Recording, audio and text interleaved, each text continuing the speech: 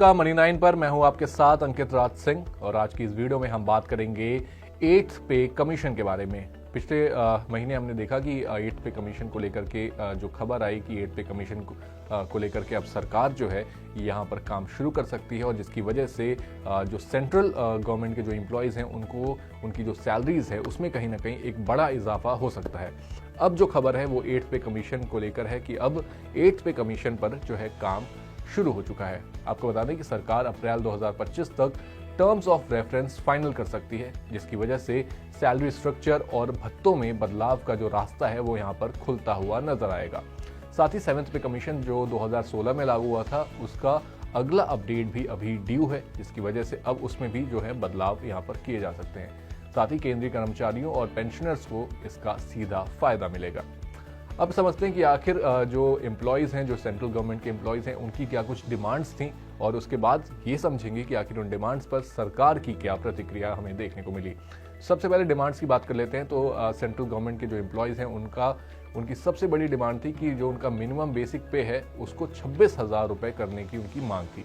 साथ ही fitment factor को लेकर के भी उनकी जो मांग थी वो थी कि 3.68 टाइम्स बढ़ाने की अपील की गई थी फिटमेंट फैक्टर को लेकर के। साथ ही उनके एचआरए और अन्य भत्तों में भी बढ़ोतरी की उम्मीद सेंट्रल गवर्नमेंट के एम्प्लॉयज़ की तरफ से जताई गई। साथ ही सरकार से जल्द ही कुछ न कुछ या इस मामले पर घोषणा करने की भी उनकी मांग यहाँ पर जताई जा रही है। अब बात करते हैं कि आखिर इस पूरे मामले पर, इस पूरी उम्मीदों पर और जो कुछ सेंट्रल गवर्नमेंट के एम्प्लॉयज़ जो सरकार से उम्मीद लगा रहे हैं, इस पर सरकार का क्या रुख है। तो देखिए, सरकार का मानना है कि अभी तक इस पर कोई भी सरकार ने अभी तक इस पर कोई भी ऑफिशियल नोटिफिकेशन जो है जारी नहीं की है। सरकार इकोनॉमिक कंडीशंस और बजट इम्पैक्ट को देख रही है, उसको कहीं ना कहीं एनालाइज करने की कोशिश कर रही है, जिसके बाद जाकर ही कोई फैसला जो है वो उनकी मांगों पर यहाँ पर लेते हुए दिखेंगे।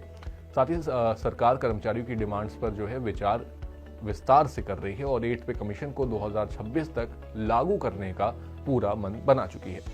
अब अगर बात करें कि आगे का रास्ता कैसा हो सकता है जो सेंट्रल गवर्नमेंट के एम्प्लॉयज़ हैं, तो देखिए आपके लिए अप्रैल 2025 तक टर्म्स ऑफ रेफरेंस क्लियर हो सकते हैं।